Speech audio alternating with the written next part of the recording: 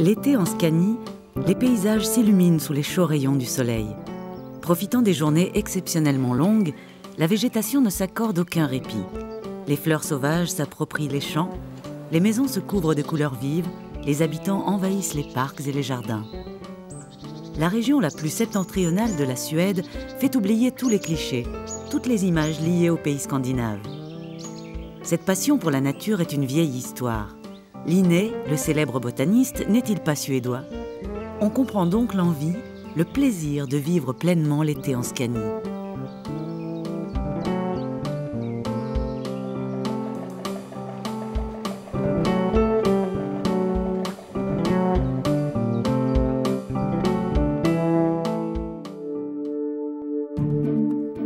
Partons pour Ven, une minuscule île située entre la Suède et le Danemark. Elle est d'ailleurs danoise quand le roi Frédéric II, ami des arts et des sciences, l'offre à Tycho Brahe en 1576. Pour poursuivre ses études sur l'astronomie, il recevait une riche pension et percevait des revenus sur le travail des habitants de l'île, qu'il administra d'ailleurs comme un véritable dictateur. Il construisit le célèbre observatoire d'Uraniborg, qu'il équipa d'une imprimerie et d'instruments fabriqués dans son atelier.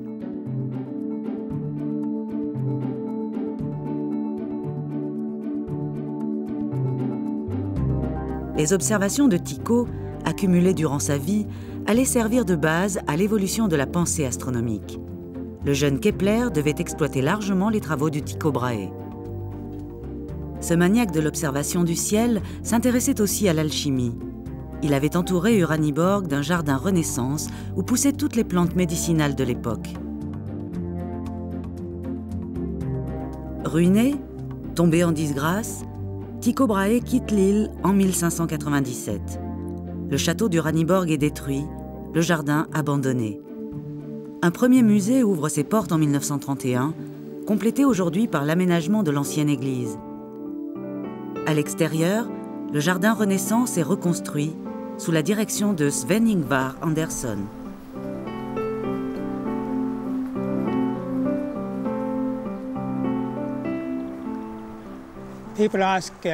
On me demande souvent pourquoi j'ai autant de haies. C'est parce qu'il y a beaucoup de vent dans cette partie de la Suède. C'est cette particularité naturelle qui m'a incité à travailler sur les haies ici. La Scanie est un paysage de haies.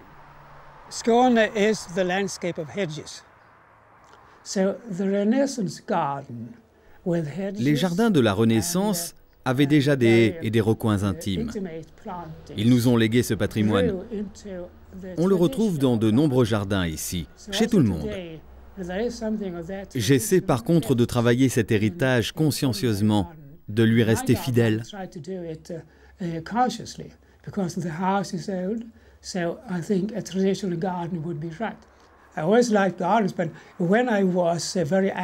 Quand j'étais architecte, je ne pouvais pas jardiner dans l'exercice de ma profession. J'ai eu besoin d'un endroit où je pouvais jardiner de mes propres mains pour avoir un contact direct avec les plantes et créer mon espace à moi.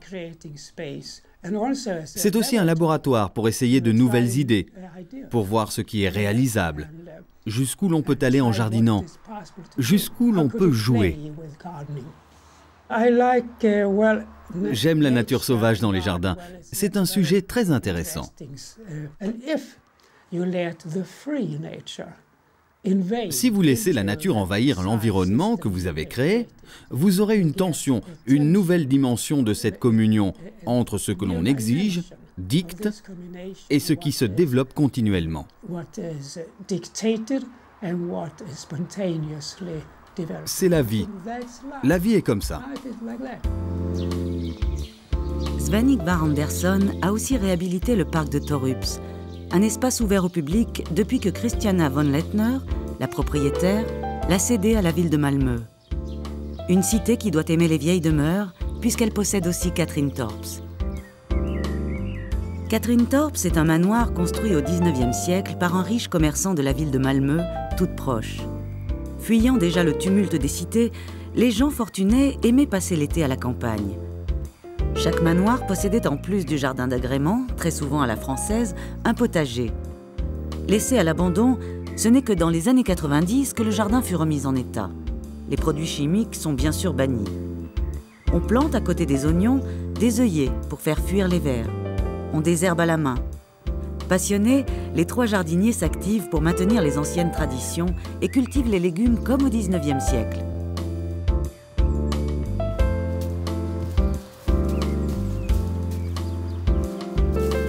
Le jardin du Las ne nourrirait ni sa famille ni ses amis. Sa passion semble plutôt être les rosiers.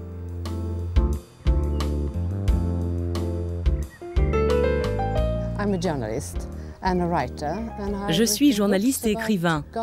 J'écris des livres sur les jardins et aussi sur l'architecture. J'ai travaillé 2 ans à Londres. En Angleterre, j'ai vu souvent ce type de rosier grimpant et en fait, je suis une personne très paresseuse. Je trouve ça très bien de s'occuper de son jardin, mais les rosiers grimpants le font de même. Ils poussent tout simplement et ils sont magnifiques. J'ai beaucoup de roses anciennes d'Angleterre et elles ont fleuri il y a juste un mois. C'est une vieille variété de roses qui s'appelle Rosa eleana. C'est cher. Et derrière vous, vous avez un Rambling Rector, c'est un très bon grimpeur. Vous n'aurez pas grand-chose à faire. Et derrière moi, vous avez un Paul's Himalayan Musk. En 12 ans, il est devenu énorme et va envahir le voisin maintenant.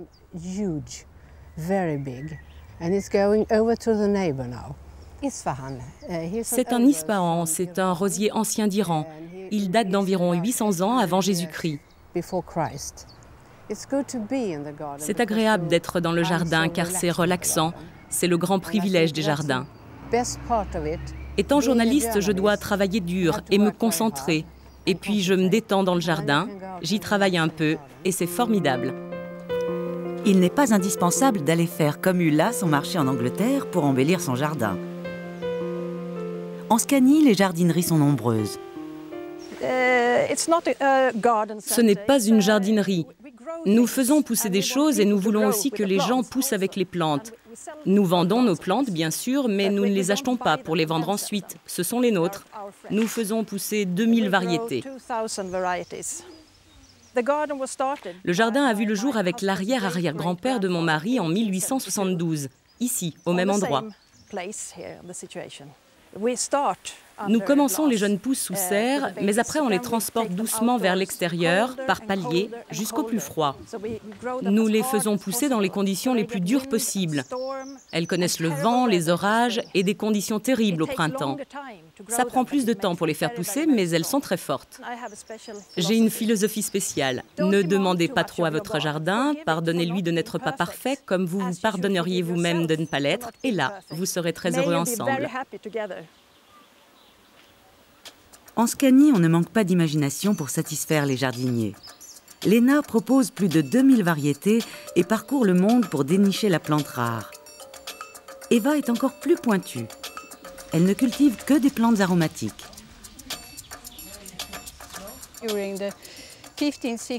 Ils s'en consommaient beaucoup au XVe, XVIe et XVIIe siècle dans la nourriture et comme médicaments.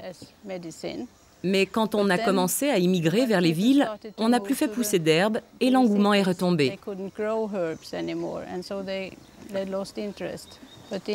Mais dans les années 60-70, l'intérêt est réapparu, suivi d'une sorte de boom en 1975.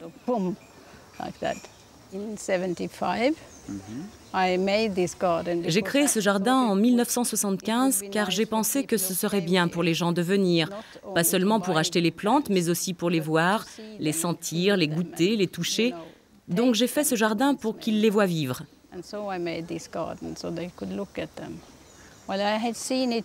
J'avais vu ça en Angleterre, où ils avaient combiné un jardin, une pépinière, des magasins, un café comme ici.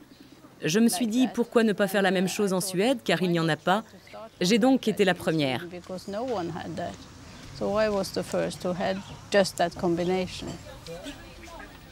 Même si la citadelle de Landskrona est la plus ancienne place forte de Scandinavie, parfaitement conservée, c'est notre passion pour les jardins qui nous a entraînés ici.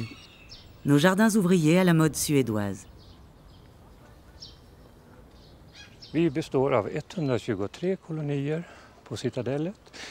Nous avons 123 parcelles. Nous sommes la plus ancienne de Scanie, créée en 1870. Cette partie a été conçue en 1902. Nous avons des maisonnettes, des stugas, construites de 1902 à 1960. Les gens autrefois cultivaient des légumes, des fleurs. On peut demeurer ici 6 mois durant la période estivale. On ferme ensuite le reste de l'année pour ouvrir en mai. Sen får vi stänga koloniområdet under resten av tiden. Vi får öppna den åter i maj om ett år. Au cœur de Malmö, un immense îlot de verdure parcouru par des canaux n'est pas uniquement un parc où il fait bon flâner, car un Anglais, John Taylor, a proposé à la ville de créer un jardin potager. Si l'envie vous prend, vous pouvez proposer vos services et jardiner. Et pas de problème si vous ne résistez pas à l'envie de goûter un fruit, John est très tolérant. On y vient pour boire un verre, faire de la gym, parcourir les allées pour découvrir des légumes oubliés. Vous ne trouverez aucune étiquette pour identifier les plantes. Interrogez simplement un jardinier.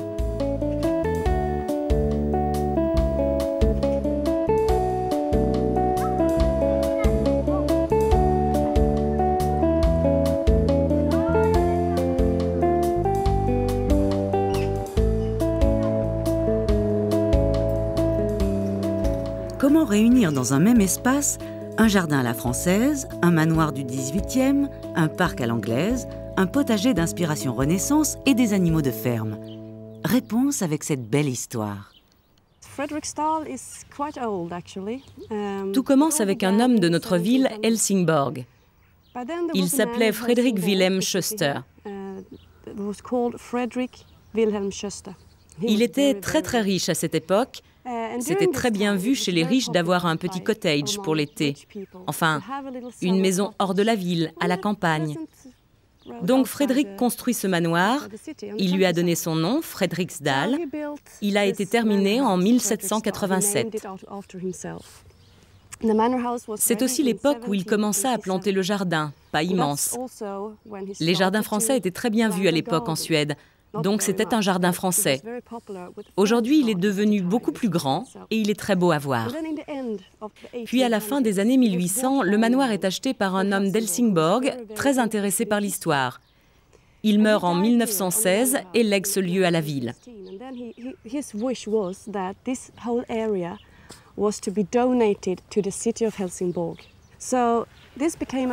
C'est devenu un espace ouvert au public en 1923. Aujourd'hui, c'est 36 hectares de culture, de nature et d'histoire, et bien des choses se sont passées depuis cette époque. Nous avons un mélange de nature et de culture. C'est presque unique en fait. Nous avons bien sûr la roseraie. Fredriksdal est connu pour sa collection de roses. Nous avons beaucoup d'autres choses ici, comme la ferme où l'on peut voir les récoltes, un parc anglais qui est aussi très original, il date du XVIIIe siècle. Donc beaucoup de choses différentes et aussi beaucoup d'activités pour les enfants. Nous avons bien sûr un magnifique potager qui date de 200 ans, avec une telle variété de légumes que c'est magnifique de s'y balader et simplement de sentir et regarder toutes ces plantes. Nous avons un jardinier très expérimenté qui travaille dans le potager. Il s'appelle Philippe. Il est français d'ailleurs.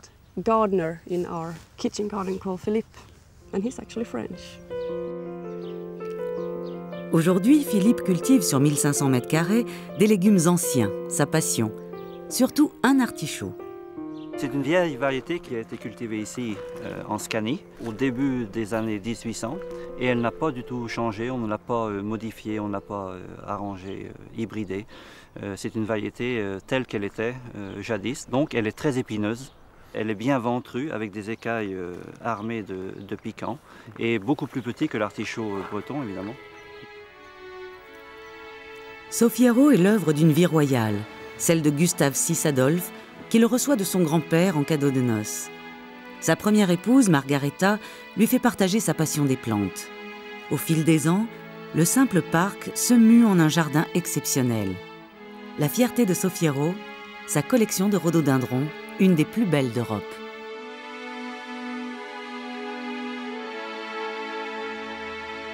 Après l'univers des rois, découvrons celui des laboureurs à Stadtart-Musée. Le charme et l'émotion sont au rendez-vous.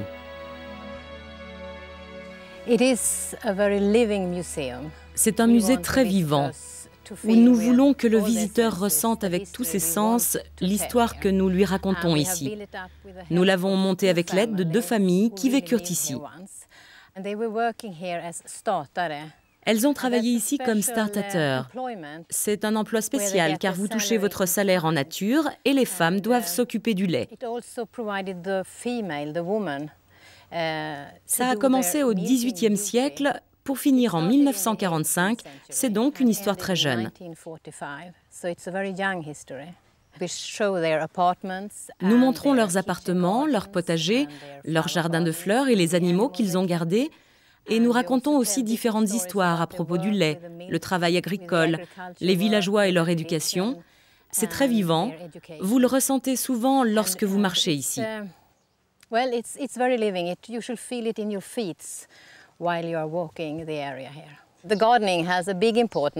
Le jardinage avait beaucoup d'importance car ils utilisaient tout ce que le jardin produisait.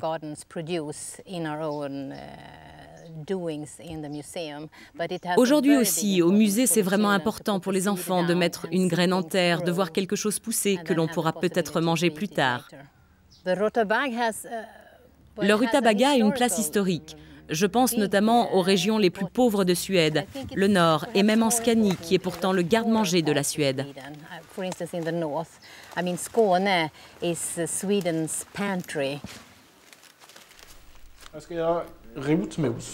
On va faire une purée de rutabaga et de pommes de terre. Le rutabaga est un vrai légume suédois.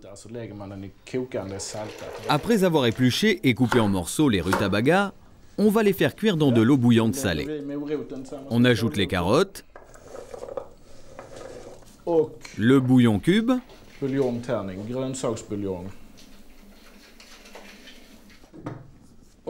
et un peu de sel. Maintenant, il est temps d'ajouter les pommes de terre qui sont coupées en 2. Elles cuisent dans le faitout jusqu'à ce qu'elles deviennent molles.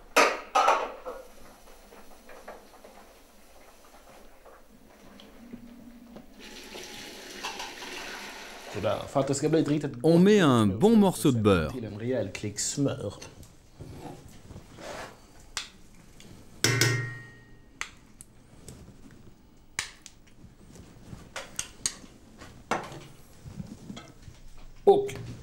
Et du thym.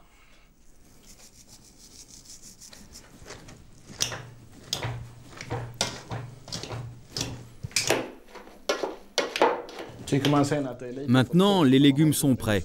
On mouille avec le bouillon.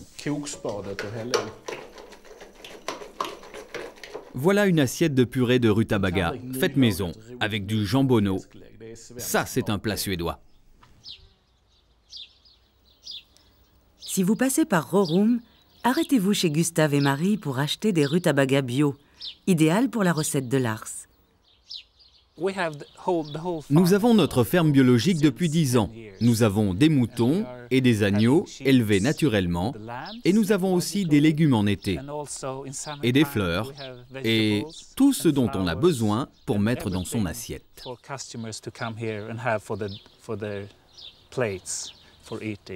We have the tomatoes in the greenhouse, and we do it in the old ways, with growing tomatoes in the soil.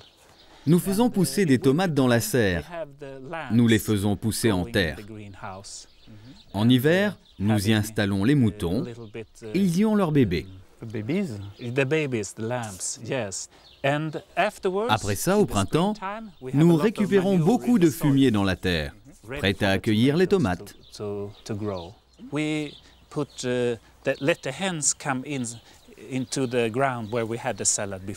Quand les salades sont récoltées, nous laissons les poules aller sur le terrain. Elles mangent les petits vers et les insectes, et quelques semaines plus tard, nous les remplaçons par les cochons. Ils vont plus profond. Ils déracinent, enlèvent les mauvaises herbes et retravaillent la terre partout. Et après ça, nous replantons les salades. Donc, dans notre ferme écologique, nous avons absolument besoin des animaux. Quand nous nous sommes installés il y a 10 ans avec Marie, ma femme, nous voulions travailler ensemble à cette activité rurale, cultiver des légumes, élever des agneaux, mais aussi avoir d'autres activités, comme faire se rencontrer des gens ici, organiser des concerts, faire de la musique.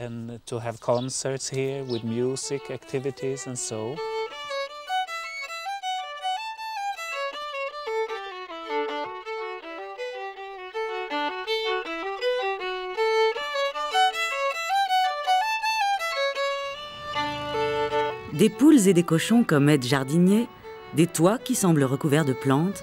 Décidément, les surprises sont nombreuses en Scanie.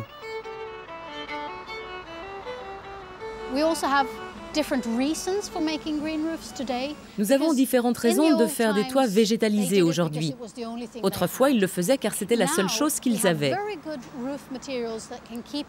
Maintenant, nous avons de très bons matériaux qui imperméabilisent les toits, mais nous avons besoin de plus de verdure dans nos villes. Nous avons besoin de nature pour des raisons écologiques, des raisons de santé, des raisons environnementales. Comment procédons-nous? Si nous avons une couche de terre très fine, dont nous ne voulons pas qu'elle soit lourde, ça s'appelle un toit végétalisé étendu, là nous utilisons des sédums, différentes variétés aussi, des mousses, le plus souvent en mélange. Ce sont des plantes qui tolèrent très bien le manque d'eau, donc elles peuvent vivre avec seulement 2 à 5 cm de terre, être exposées longtemps au soleil et dans des conditions très sèches. On peut aussi avoir des toits végétalisés avec une couche de terre plus épaisse. On peut aller jusqu'à 1 mètre d'épaisseur et vous pouvez donc avoir des arbres, des buissons.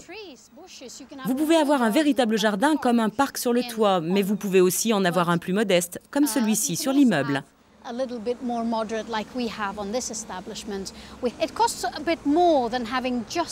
Bien sûr, ça coûte un peu plus cher que d'avoir un toit en bitume, car il y a le toit en bitume et une couche de végétation dessus, mais vous économisez de l'énergie pour le bâtiment, vous économisez aussi de l'argent pour la municipalité en limitant l'écoulement des eaux.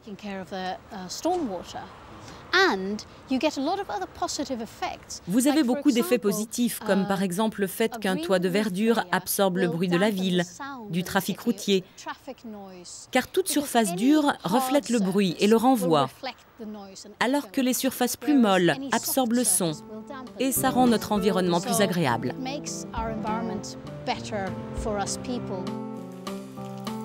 À 82 ans, Helge Lundström ne laisserait à personne le soin d'arroser son jardin. L'eau apporte aux plantes et aux pierres la matière, les nuances qu'il recherche. J'ai commencé quand j'étais jeune. Je dessinais et j'avais un jardin, à 4 ans. Puis c'est devenu un passe-temps, ensuite une entreprise, mais je peins toujours.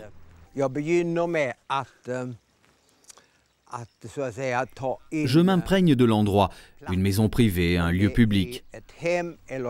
Je vois alors directement ce que je peux faire. Puis, je m'en saisis ardemment, avec des machines. Je trace rarement le plan.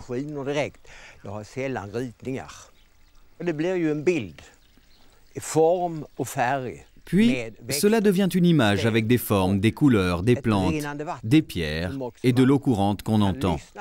Tout cela crée un tout.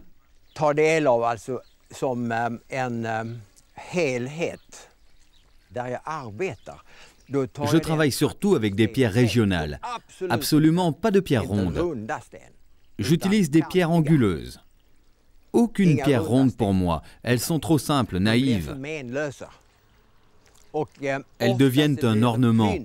Ce n'est pas bien, c'est banal. La nature n'est jamais banale.